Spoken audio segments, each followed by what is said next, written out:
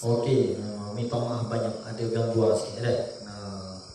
Jadi itu di antara pengajaran yang kita boleh ambil daripada hadis yang pertama yang kita baca malam ini.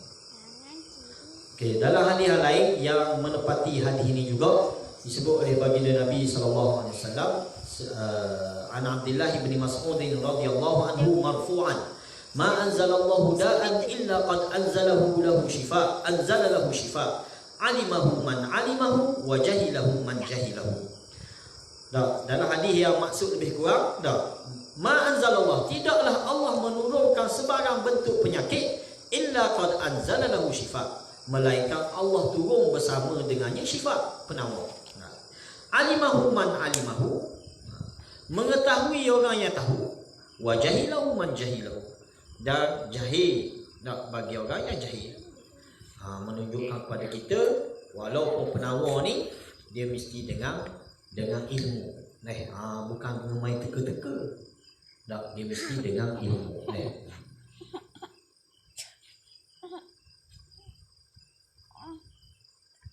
Sebab tu kata tuan pengarang kita, annahu la yajuz mumarasatut tib wal ilaj illa min arifin.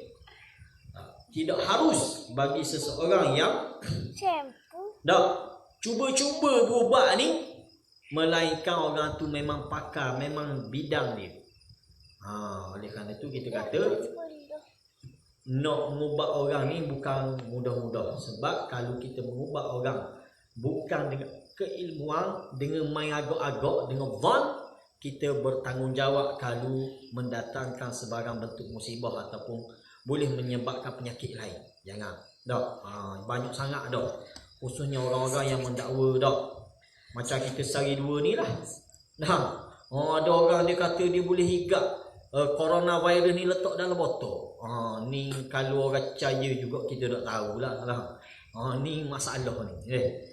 Janganlah kita orang kata dangkal sangat dalam ni. Sebab kaedah berubat ni dia mesti dengan ilmu. Sebab tu Nabi sebut dalam hadis ni, alimahu man alimahu wa jahilahu man jahilahu. Tahu bagi orang yang Allah beri ilmu kepada dia, wa jahil, dan jahillah bagi orang yang tak ada ilmu tentangnya. Maka oleh kerana itu, fas'alu ahla dzikri in kuntum la ta'lamun. Bertanyalah kepada orang yang tahu. Sekiranya kamu tidak tahu. Dalam bab perubatan, orang yang paling layak kita tanya adalah para doktor. Dalam bab perubatan. Dalam bab bidang agama, kita tanya orang yang pakar dalam bidang agama. Dalam agama pula ada pecahan-pecahan dia pula. Dalam bab ilmu tafsir, cari ulama tafsir. Jangan main tafsir ikut bahan gambang. Macam sehari dua baru ni jumpa ayat tu, jumpa ayat ni kait dengan corona, kait dengan bilangan, kait dengan angka dan sebagainya. Tidak. Kita kata nak tahu tafsir, nak tahu Quran, tanya ulama tafsir. Nak tahu hadis, tanya ulama hadis. Begitulah juga nak tahu ubat-ubat penyakit dan sebagainya, cari orang bidang dia, pakar dia. Cari orang bidang dia dan kepakaran. Nak tahu ubat fiqh, cari ulama fiqh. Dan zaman kita hari ni memang para ulama kita, asatizah kita ni ada kepakaran mereka masing-masing.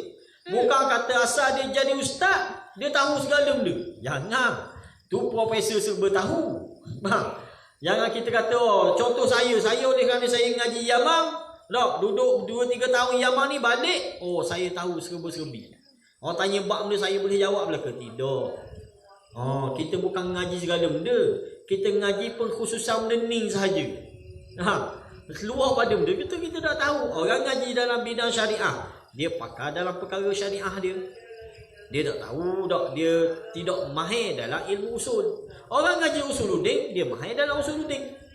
Faham? Jangan kita asalkan ustaz, kau ustaz kan, jadi awak kita tanya segala serba-serbi soalan kepada dia. Tak boleh. Jadi jangan kita jadi gitu. Ini kaedah. Saya masa duduk belajar di Amang, kita boleh tengok di Amang ni, masa kita duduk belajar di San'at, para ulama ada pengkhususan dia masing-masing. Al-wa'id, orang yang berceramah ni, dia bahagian ceramah. Orang hak ju khutbah dia bahagia khutbah. Tapi kalau orang tanya soalan fiqh, dia tak berani jawab. Dia kata mu dicari qadi lah. Tuduh mam. Tak. Mu cari orang ni lah. Dia ceramah je. Dia ceramah. Tapi tempat kita ni dok. Tempat kita ni asalkan ustaz, dia boleh jawab segala benda. Orang tanya fiqh dia jawab fiqh. Orang tanya akidah dia jawab akidah. Orang tanya usul dia jawab usul. Orang tanya benda bab tasawuf dia jawab bab tasawuf.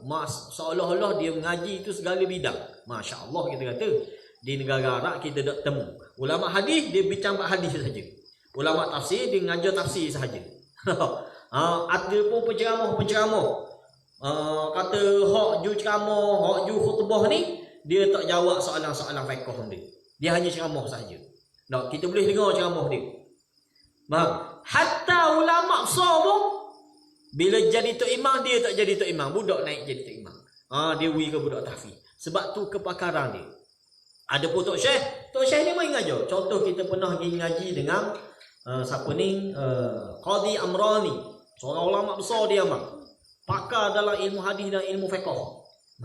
Tapi bila jadi imam dia tak naik jadi imam. Dia duduk belakang dia jadi makmum orang lain. Orang yang suara sedap, yang bacaan dia comel, naik jadi imam. Bukan kata dia tak boleh baca, bukan kata dia tak ngapal Quran, dia ngapal Quran, ngapal Sahih Bukhari, ngapal Sahih Muslim. Tapi dia beri kepada orang yang selayaknya. Bila naik khutbah, dia tak naik khutbah, dia jadi pendengar khutbah. Orang lain je khutbah di masjid dia. Masjid dia. Ini kaedah. Tapi tempat kita tak berlaku gitu. Tempat kita, dia ustaz, dia lah imam, dia lah bila, dia lah dia segala-galanya. Tak. Jadi moga-moga kita celek agama ni, tak. Celek ilmu agama yang sahih ni, maka kita boleh bezakan mana ulama, mana dia atibak, mana dia wa'id, mana dia khutabah dan sebagainya.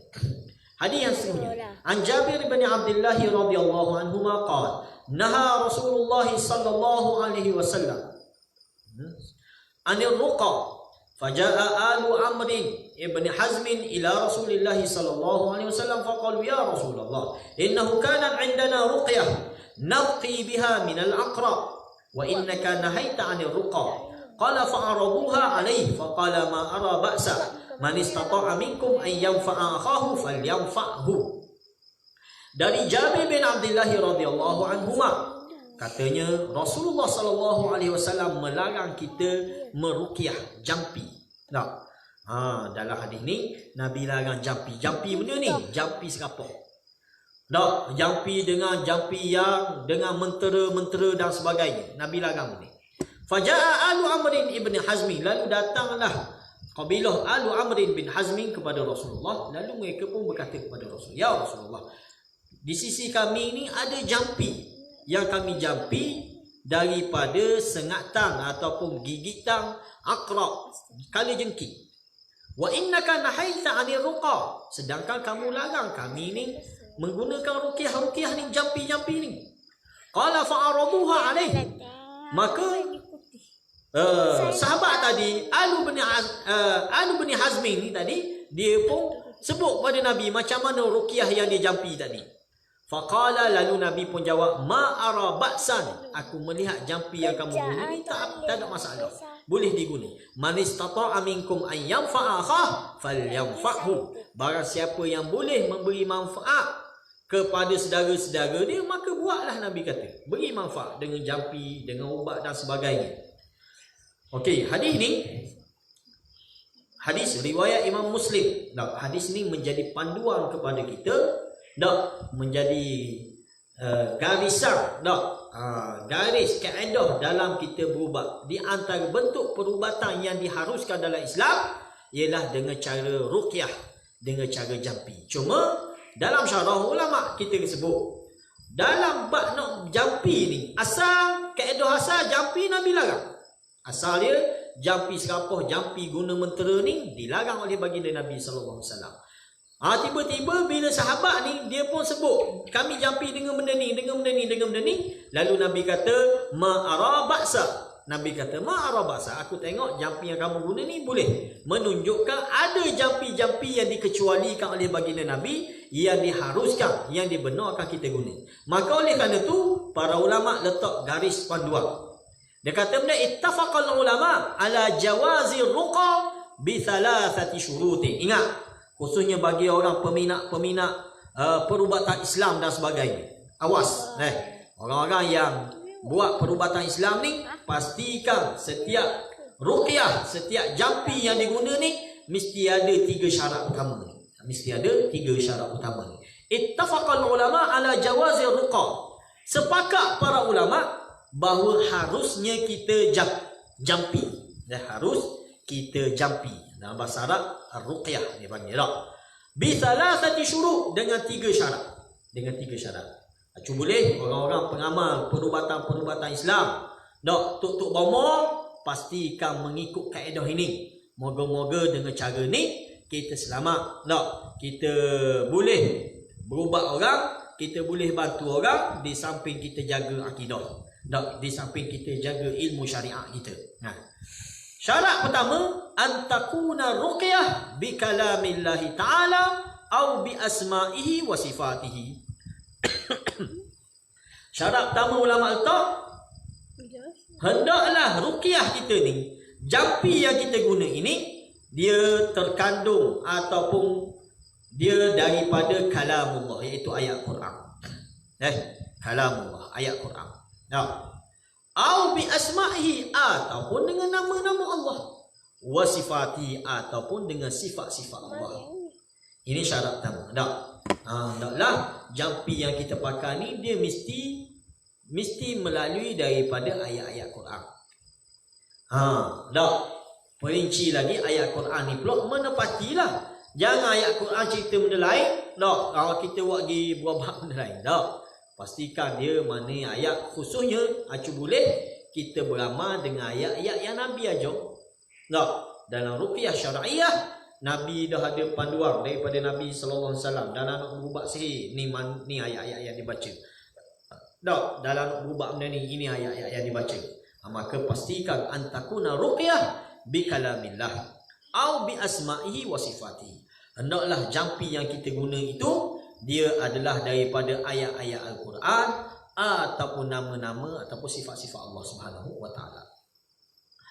Yang kedua, antakuna ar-ruqyah bilisanil arabi wa bima yu'rafu ma'nah. Dan hendaklah ruqyah yang kita baca tadi dia adalah dengan bahasa Arab ataupun dengan sesuatu yang difahami maksud dia. Jangan kita baca ruqyah, kita ambil jampi mentera ni daripada orang tua tu, dari tok tu, dari tok nyang tu, tok nyik ni, tapi makna kita tak tahu dia. Cuma dia kata, orang tua kata ni mentera untuk penyakit kurat, ni mentera untuk benda ni, tanpa kita tahu apa maksud dia. Saya pernah diberitahu ada bentuk jampi yang disebut, antara yang disebut dalam jampi dia bayu dia sebut. Ada benda yang diseru dengan air kazam dan macam-macam lagi. Bila ditanya dah benda bayu ni, benda air kazam, benda yang disebut ni, tuang hoju sebut, hoju beramal mentera ni pun dah tahu apa itu bayu. Masya Allah, kita kata macam mana kita boleh jampi, kita boleh buat sebagai penawar dalam keadaan kita tak tahu. Ingat, ini antara syarat penting dalam kita berubat orang ataupun jampi orang. Pasti pertama mesti daripada kalamullah ataupun nama-nama serta sifat dia, ataupun daripada hadis Nabi SAW. Yang kedua, jampi kita ni sama ada dengan bahasa Arab ataupun dengan apa yang diketahui maksud dia. Yang ketiga, syarat ketiga, ayyuk taqada anna ruqyah la tu'athiru bidhatiha bal syafi huwa Allah Ta'ala. Dan hendaklah dia berektikad, sama ada orang yang jampi ataupun orang yang dijampi, dia kena ada kepercayaan bahawa ruqyah tidak memberi kesan apa-apa dengan zatnya. Bal syafi, bahkan yang menyembuhkan adalah Allah Subhanahu Wa Ta'ala semata-mata. Yang menyembuhkan adalah Allah Subhanahu Wa Ta'ala. Oleh kerana itu, bila kita jampi orang, pastikan jampi kita ni adalah jampi yang syar'i. Macam mana jampi syar'i? Dia melalui kalamullah ataupun hadis-hadis Nabi ataupun nama-nama serta sifat-sifat Allah Subhanahu wa taala. Dan dengan ucapan-ucapan yang difahami maksud dia. Ni kadang-kadang nyawa hari bacaan dengan bahasa Jawa yang dia sendiri tak tahu. Tak erti pun apa bahasa tu. Tak, mari dalam bahasa siang, bahasa macam-macam. Tak. Saya pernah jumpa dengan Tok Bomo. Tak, orang bukan Tok Bomo, dia kata dia perubatan Islam. Tak, orang perubatan Islam. Buat cara dia berubat. Dia baca ayat Quran. Alhamdulillah kita kata kena dah syarat dia baca ayat Quran. Cuma dia baca ayat Quran kok balik. Rajin jumpa. Saya pernah temu orang, dia berubah orang, dia kata dia perubatan Islam, dia baca Quran, dia jampi orang dengan ayat-ayat Quran, tapi ayat-ayat Quran ni dibaca dengan terbalik. Faham tak baca terbalik dia gua ni? Alhamdulillahirabbil alamin, dia baca kat belakang. Tak, laju pula dia baca.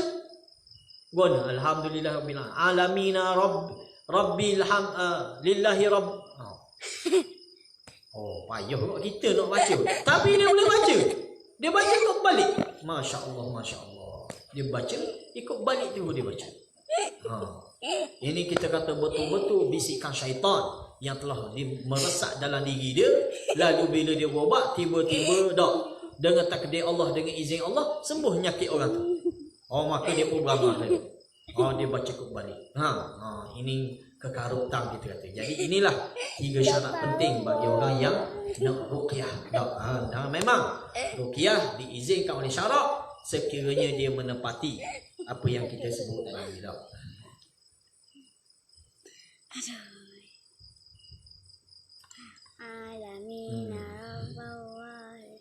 Hadis yang ke-9, bab ma jaa fid dawa. Bab ma jaa fid dawa. Bab pada perkara yang datang dalam masalah penawar. Dalam masalah penawar. Ani bin Abbas radhiyallahu anhuma ani Nabi sallallahu alaihi wasallam qala asyifa'u fi thalathatin fi syartati mihjam aw syarbati asal aw kayyatin binar wa anha ummati anil kay. Dari Ibnu Abbas radhiyallahu anhuma dari Nabi sallallahu alaihi wasallam baginda bersabda, asyifa fi thalathati. Penawar itu perubatan di zaman Nabi sallallahu alaihi wasallam. Penawar di zaman Nabi dulu, Nabi sebut ada pada 3 perkara. Jauh sikit. Ajak dulu jauh sikit. Okey. Penawar di zaman Nabi itu ataupun perubatan yang digunakan, kaedah perubatan yang digunakan zaman Nabi itu ada 3. Fi thalathati Nabi kata. Pertama fi syartati mihjam, iaitu pada perubatan dalam bentuk hijamah ataupun kita panggil bekam. Berbekam. Nabi kata ini di antara kaedah perubatan yang ada zaman Nabi itu. Iaitu pertama dengan berbekam. Yang kedua au syarbatil asal ataupun syurbatil asal. Perubatan kedua yang ada di zaman Nabi itu iaitu dengan minum madu. Bukan bermadu. Yang salah dengar minum madu. Minum madu ni antara perubatan yang ada di zaman Nabi sallallahu alaihi wasallam. Yang ketiga kayyatin bina, iaitu perubatan dengan didemuh besi panas. Tapi belakang dalam hadis ni Nabi kata wa anha ummati anil kay. Dan aku larang umat aku menggunakan kaedah ketiga ini, iaitu berubat dengan kai. Dan ini dibincang oleh para ulama. Berubat dengan kai ini dibincang oleh ulama. Sebab hadis yang kita baca malam kemarin dulu berkaitan dengan Khabbab bin Ibn al-Arad. Khabbab ni pada perut dia ada 7 tempat yang didemuh dengan besi panas ni, dengan kai ni. Iktawa ni iaitu didemuh dengan besi panas ni. Ada 7 tempat menunjukkan Khabbab menggunakan kaedah ni. Maka oleh kerana itu para ulama bincang, ada sebahagian yang mengatakan keharusan menggunakan kai ini, tetapi dalam orang kata pilihan takhir sekiranya berubat dengan cara ni tak jadi, berubat dengan cara ni tak jadi, maka pilihan takhir adalah dengan kai. Ada setengah pandangan kata tidak, perubatan cara ni dilarang. Dilarang oleh sebab berdasarkan hadis ni wa anha ummati anil kai. Aku melarang umat aku menggunakan kaedah berubat dengan menggunakan besi. Dua hak pertama ni memang digalakkan sangat-sangat kepada kita. Antaranya adalah berbekam. Alhamdulillah, saya petang tadi baru sempat berbekam. Alhamdulillah dah. Habis tu tubuh kita bekam dah. Bersepuluh PKP ni dah. Betul lah saya kita dia free kata mari bekam dah. 24 tempat kita bekam. Alhamdulillah, memang antara ubat bekam yang terbaik adalah bila sakit pinggang dan sebagainya. Maka kita syorkan sakit pinggang ke, sakit kepala ke, perubatan yang paling mujarab adalah birabbikum, kita panggil berbekam.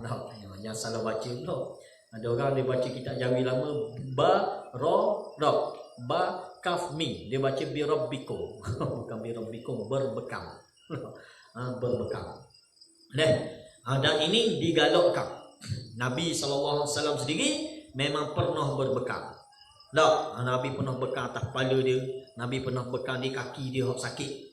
Dan para sahabat Nabi pun buat benda ni. Ada di kalangan sahabat Nabi yang bekam sebulan sekali dia bekam. Maka dianjurkan sangat-sangat. Mana-mana orang yang tak pernah merasai lagi bekam ni, boleh bekam. Boleh cari orang-orang yang ada tauliah, yang memang ada kepakaran dalam berbekam ni, kita bekam. InsyaAllah dia di antara bentuk penawar yang digalakkan oleh Nabi kita SAW. Dan yang kedua, syurbatul asal, minum madu. Cuma masalah tempat kita hari ni, madu ni kita nak cari hak asli tu. Masalah sikit. Baru ni ada viral video di Mekah tu, di Saudi tu nyewak madu tiruang tu. Orang kita ni memang kalau pergi Mekah wajib balik beli madu Yaman ni Berti mana-mana, berti di tengah jalan bah, berti tengah jalan berti mana ada semua orang jual madu ni. Kadang-kadang murah je harga awas beringatlah, takut-takut dia tak jadi perubatan, dia jadi nyakit pula, oleh kerana madu tu bukan madu asli. Yang pasti kalaulah madu tu betul-betul asli, alhamdulillah dia adalah bentuk perubatan yang disyorkan, yang dianjurkan oleh baginda Nabi SAW, iaitu dengan kita minum madu. Tapi kaedah minum tu kena tanya orang pakar juga. Kita budak-budak reti juga. Ada orang kata kena minum banyak, kena minum segelas tu minum. Ada orang kita beramal minum sesudu je. Yang pasti dia kena cara dia, sebagaimana dalam hadis yang kita baca tadi mula-mula tadi bila menepati penawar tadi, menepati penyakit, menepati lagu mana, menepati kaifiyah dia, menepati sukatan dia, maka dia boleh jadi penawar. Dia boleh menyembuhkan penyakit, termasuk madu yang kita makan ni pun dia kena ada kaedah dia, kena tanya orang yang pakar, orang yang tahu. Maka pertama kita kena pastikan madu tu asli dan yang kedua kena tahu kaifiyah dia, bagaimana cara nak menggunakan madu tadi. Okey, jadi saya rasa sekadar itulah hadis ke-25 kita ambil malam ni.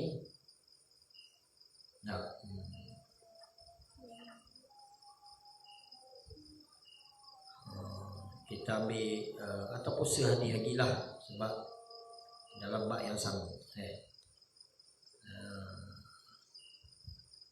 Ataupun kita sambung malam lusa pula, insyaAllah. Ada dua hari dalam bab yang sama ni. Sekadar tu saja perkongsian kita malam ni, moga-moga mendatangkan manfaat untuk kita. Jadi kita ni saya tengok cukup bermanfaat. Allah kalaulah ada masa Allah beri keberkatan masa, Allah beri kekuatan, saya rasa nak terjemah kita ni. Doalah moga-moga saya boleh terjemahkan kita ni sebagai panduan kepada kita, bukan sekadar pada waktu wabak ini, tetapi hadis ini jadi panduan dalam kehidupan kita, dalam mengharungi apa sahaja musibah ataupun ujian yang Allah timpakan kepada kita. Sekadar tu, wallahu a'lam. Subhanakallahumma wa bihamdika asyhadu an la ilaha illa anta astaghfiruka wa atubu ilaik. Wassalamualaikum warahmatullahi wabarakatuh.